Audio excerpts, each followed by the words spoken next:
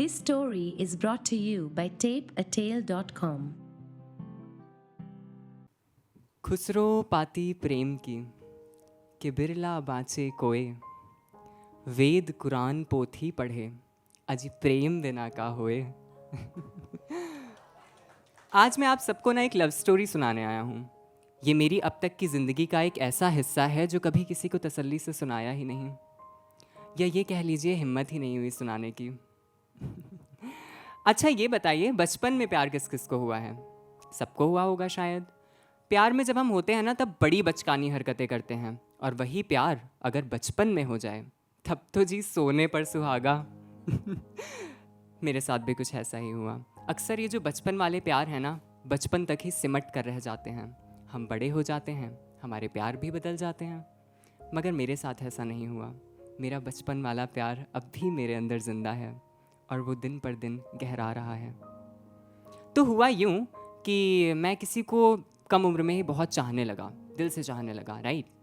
हम एक दूसरे को इंस्टाग्राम के थ्रू जानते थे, बट कभी बात नहीं करते थे एक दूसरे से।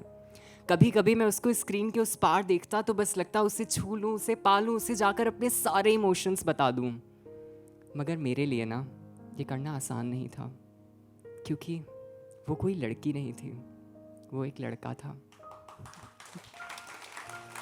मुझे एक लड़के से मोहब्बत हो गई थी। लड़का होकर लड़के से प्यार, राम राम। पर क्या करें, हुई है वही जो राम रचि राखा, को कर तर्क बढ़ा वही साखा। श्री राम को और इस प्रकृति को, दोनों को यही मंजूर था। कहते हैं जब आप किसी को पूरे दिल से, पूरी शिद्दत से चाहो ना, तब कभी ना कभी, कहीं ना कहीं ये कायनात आपको उससे ज़रूर मिलवाती है। मेरे साथ भी ऐसा हुआ। न जाने कब हम एक दूसरे के इतने अच्छे दोस्त बन गए, म्यूचुअल इंटरेस्ट के चलते एक दूसरे से इतनी बातें करने लगे, good night, good morning, everything, right. और एक दूसरे को अपने सीक्रेट्स भी बताने लगे। पर अब भी एक सीक्रेट था जो उसको बताना बाकी था। कि कितना प्यार करता हूँ उससे, कितना पसंद करता हूँ उसे। काश बिना कहे मेरे शब्दों को तुम समझ पाते शायद। काश बिना मेरे लिखावट को पढ़े मेरी आंखों को तुम पढ़ पाते शायद। पर ये बातें ना बस यहीं तक ही सीमित हैं, ऐसा कुछ नहीं होता। अब मेरा मानना है कि आप जुबां केसरी बोले या ना बोले, पर दिल की बात जुबां पे आना बहुत ज़रूरी है। तो हुआ यूं कि मैंने भी अपनी बात जुबां पे लानी चाहिए, पूरी हिम्मत बटोरी, एक लंबे से मैसेज में सब कुछ लिख दिया और उसे भेज दिया।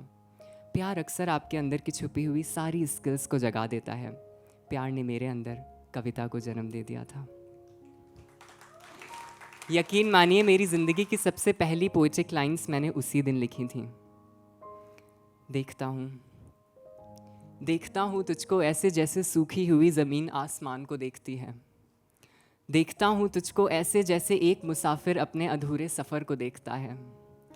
देखता हूँ तुझको ऐसे जैसे पेड़ पर लगा फूल अपनी जड़ों को देखता है। देखता हूँ तुझको ऐसे जैसे कोई गहरी नींद में एक खूबसूरत ख्वाब को देखता है। तुम मेरे लिए ना उसी खूबसूरत ख्वाब की तरह हो। मुझे नहीं पता प्यार की परिभाषा क्या होती है, मगर हाँ, बहुत प्यार करता हूँ तुझसे। सेंट। अब जो वहाँ से जवाब आने वाला था ना, उसके लिए मैं ज़रा भी तैयार नहीं था। ही सेड, हर्षित, मैं एक लड़का हूँ और तुमसे उम्र में 10 साल बड़ा हूँ।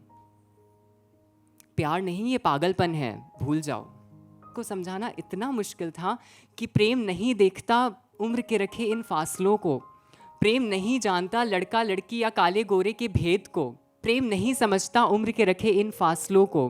प्रेम नहीं मानता जाति धर्म या काले गोरे के भेद को। प्रेम नहीं समझता लड़का लड़की में कोई फर्क है। प्रेम नहीं मानता लिंग की किसी भी परिभाषा को। प्रेम तो बस होता है, और जो सोच समझ कर हो वो प्रेम ही किस काम का यार। मगर उन दिनों ना खुदा मुझ पे बहुत मेहरबान था। उस वक्त अगर मैं $100 मिलियन भी मांगता ना तो मुझे मिल जाते। क्योंकि मुझे वो मिल गया था। न जाने कब दोस्ती की सीढ़ियों में पैर रखता हुआ वो मेरे प्रेम के दरवाजे पर आ गया, मुझे पता ही नहीं चला। एक दिन आकर उसने खुद से मुझसे बोला कि हर्षित, कभी नहीं कह पाया तुझसे, मगर हाँ, अब मुझे भी मोहब्बत है तुझसे।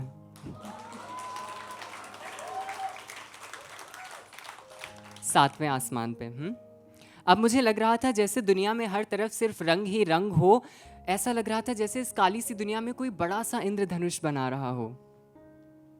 अब मेरे पास सब कुछ था। हम दोनों पूरे 3 साल तक एक साथ रहे, बहुत खुश, एक दूसरे की कमी को पूरा करते, बहुत खुश थे। उम्र के फासले थे, मगर प्यार की समझ और इमोशंस की कद्र मुझे भी थी और उसे भी। न जाने कब उन्हीं दिनों मैं अपने अंदर एक अच्छी और प्यारी सी पत्नी ढूंढने लग गया था। मुझे आज भी याद है, एक दिन मैं उसको अपने साथ दरगाह लेके गया था। हमने एक साथ मन्नत का धागा बांधा कि आगे जाके हम दोनों ना एक दूसरे से शादी करेंगे, एक कुत्ता, 2 बच्चे अडॉप्ट करेंगे, छोटा सा घर होगा, लाइफ इज सॉर्टेड। मगर कहते हैं ना, ज़िंदगी एक चलती हुई गाड़ी की तरह होती है। जब कॉन्स्टेंटली स्मूथली बहुत देर से एक फ़्लो में चल रहे हो ना, तब समझ जाना चाहिए कि अब कोई बड़ा ब्रेकर आने वाला है। अब मेरी ज़िंदगी में भी एक बड़ा धक्का लगने वाला था। न जाने कब एक दिन वो अचानक से अपनी शादी का कार्ड लेके मेरे पास आ गया। वो शादी करने जा रहा था एक लड़की से, मगर उन कस्मों का क्या, बच्चा, कुत्ता, घर तो हमें बनाना था ना। तुम किसी और से शादी कैसे कर सकते हो? कैसे? आपने कभी महसूस किया है आपको कोई बड़ी सी इमारत से नीचे फेंक दे? उस वक्त मैंने किया था। ऐसा लग रहा था अब सब खत्म, अब सब बर्बाद। मगर मैं उसकी बात को भी समझ पा रहा था। He had that option. He was bisexual, but I am not. मेरी ज़िंदगी में उस वक्त सिर्फ वो ही था जिसके सामने मेरी होमोसेक्सुअलिटी का कोई पर्दा नहीं था। सिर्फ वही था जो इस बात को जानता था, और सिर्फ वही था जो ये भी जानता था कि मैं और वो रिलेशनशिप में हैं और कोई नहीं। उस वक्त उसका छोड़ के चले जाना, बताता भी तो किससे? जब बिना कुछ बताए ही मीठा, छक्का और पता नहीं क्या क्या बोल देते हैं। जिस दिन मैं ये बता दूंगा कि एक लड़के के साथ रिलेशनशिप में था, पता है, अकेलापन तब नहीं होता जब आप अकेले होते हैं। अकेलापन तब होता है जब हर कोई आपके पास हो, सिर्फ वो ना हो जिसकी आपको तलब है।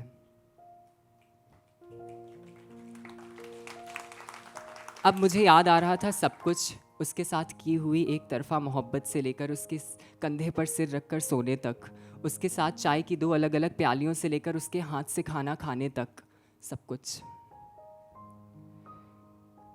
वो चला गया था, अब वो मेरे पास नहीं था। कभी कभी ऐसा लगता कि ये शरीर कितना गलत है, ख़त्म कर दो इस शरीर को, अपने बाकी दोस्तों की तरह मैं भी सुसाइड कर लूं। मगर मैंने ज़िंदगी से सब कुछ सीखा है, सिर्फ हार मानना नहीं सीखा। ये शरीर जैसा भी है, मैंने इसको खुद से अपनाना, इसको वक्त देना और प्यार करना सीखा है। मेरी दादी अक्सर कहती हैं कि जब आपको सुनने वाला कोई ना हो ना, तब आंखें मूंदो और ऊपर वाले से बात करो, वो सब सुनता है। वक्त लगा, धीरे धीरे सब सही हो गया। अब आप सब ये सोच रहे होंगे ना, जब हम दोनों इतने खुश थे, इतने परफेक्ट थे, और अचानक से उसने किसी और से शादी क्यों कर ली, राइट? इसका जवाब भी वो मुझे दे के गया था। इस रिश्ते का अंतिम संस्कार वो अच्छे से करके गया था। एक दिन आकर उसने मुझे खुद से बताया कि हर्षित, मैं तुम्हारे लिए ना इस पूरी दुनिया से, पूरे समाज से लड़ने के लिए तैयार था, मगर मैं अपने ही घर वालों के आगे हार गया यार।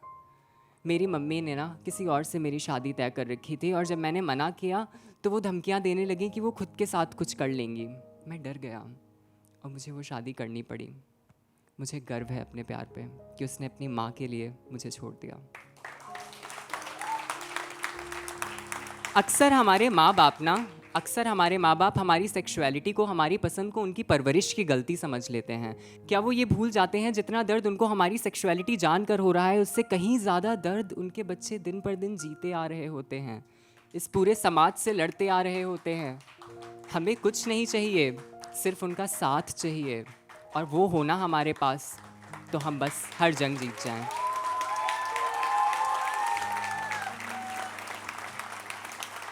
मगर यार, वही मिलना ना सबसे मुश्किल है, वही मिलना बहुत मुश्किल है। चलिए ठीक है, मैंने माना तुम सही मैं गलत, तुम सही मैं अलग। हम अलग हो सकते हैं, मगर हम गलत नहीं हैं, हम गलत नहीं हैं। शादी शादी करने का ख्वाब देखा था उससे, मगर फिर हमें याद आता है कि हम एक ऐसे समाज में रह रहे हैं जहाँ पे आपकी शादी एक पेड़ से, एक कुत्ते से, एक मेढक से करवा दी जाती है, मगर दो प्यार करने वाले इंसान आपस में शादी नहीं कर सकते। क्या शादी की पवित्र अग्नि पवित्र है सिर्फ लड़का और लड़की के लिए, लड़के और लड़के के लिए नहीं? क्या सिंदूर सिर्फ पाक है लड़का और लड़की के लिए, लड़की और लड़की के लिए नहीं? अगर नहीं तो क्यों? तुम कहते हो प्रेम ईश्वर है, तो ये सब ईश्वर से बढ़कर क्यों? सेम सेक्स मैरिज राइट्स ठीक उतने ही ज़रूरी हैं जितना बेसिक ह्यूमन राइट्स। मुझे जानना है, मेरे सारे दोस्तों के पास वो अधिकार हैं, वो जिससे प्यार करते हैं वो उससे शादी कर सकते हैं, लेकिन हम नहीं। हाँ, वही दोस्त जो आपके अकॉर्डिंग शादी की डेफिनेशन के लिए परफेक्ट हैं, लेकिन हम नहीं। On the basis of gender, sex और what genitalia we are carrying in between our legs. Debate होती हैं, बातें होती हैं नेशनल इंटरनेशनल लेवल्स पे, बस बदलाव ही नहीं होता जिसकी सबसे ज़्यादा ज़रूरत है। आप सब यहाँ कहीं ना कहीं साहित्य से जुड़े हैं, आपके लिए समझना बहुत आसान है, लेकिन बाहर एक बहुत बड़ी दुनिया है जो ये कहती है yes you guys are just western thing. Next time whenever you call my homosexuality western enough, just come to me, I'll show you. Just come to me, I'll show you endless examples of Indian culture which are more than sufficient. I'll show you Kama Sutra, I'll show you Khajuraho, I'll show you Mahabharata, I'll show you Sufism. Combinedly they all states Ishq has no boundaries.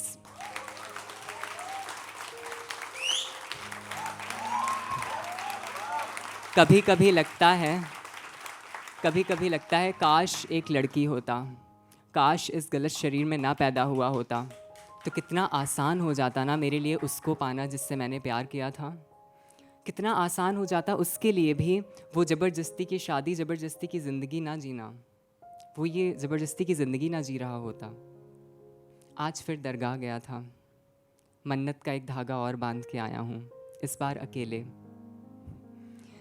मैं जिससे प्यार करता था उससे शादी नहीं कर पाया, उसको अपना हमसफ़र नहीं बना पाया, लेकिन आने वाले जितने भी हर्षित होना, वो जिस किसी से भी प्यार करें उसको अपना हमसफ़र ज़रूर बना पाएँ, यही दुआ है। और सिर्फ इसी जन्म का नहीं, सातों जन्म का रिश्ता उनसे पुख्ता कर पाएँ, यही दुआ है। खुसरो रैन सुहाग की जो मैं जागी पी के संग, खुसरो रैन सुहाग की जो मैं जागी पी के संग, जीत गई तो पिया मोरे और हारी तो पी के संग। Thank you so much.